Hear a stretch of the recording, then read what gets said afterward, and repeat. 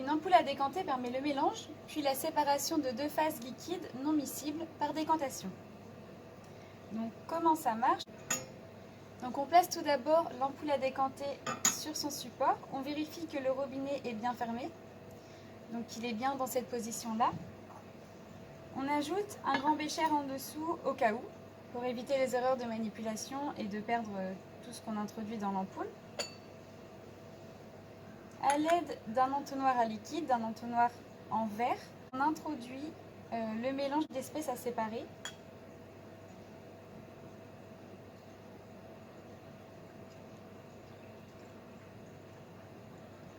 Donc ici on fait bien attention à ne pas mettre de pierre ponce dans l'ampoule à décanter si jamais on en a eu besoin lors de la synthèse.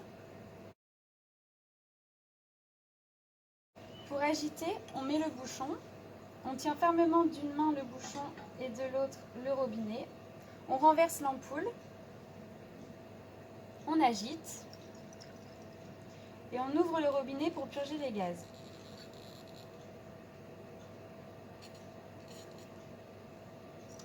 Et on recommence l'opération autant que nécessaire.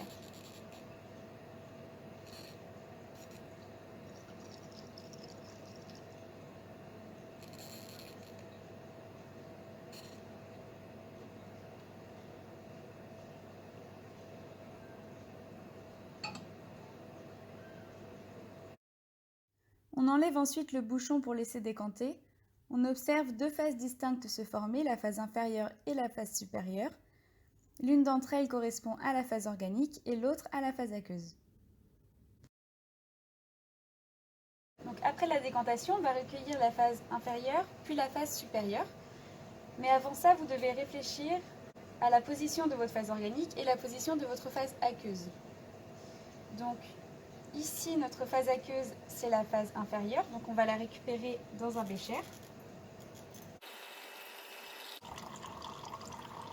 Donc on s'arrête un petit peu avant la fin. Hop. Et notre phase organique, on va la récupérer dans un Erlenmeyer.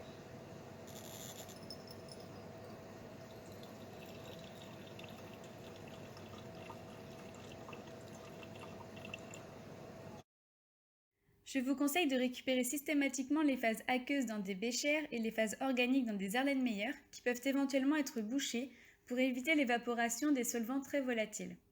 De plus, cette astuce vous évitera de confondre les deux phases. N'oubliez pas de rincer l'ampoule à la fin de la manipulation.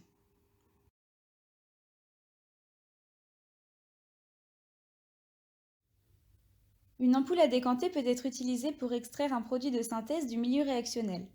Pour cela, on utilisera un solvant d'extraction dans lequel notre produit est plus soluble que dans le solvant original. Elle peut aussi être utilisée pour faire un traitement acido-basique entre une phase organique et une phase aqueuse pour séparer deux composés. Par exemple, pour séparer un acide carboxylique d'un phénol.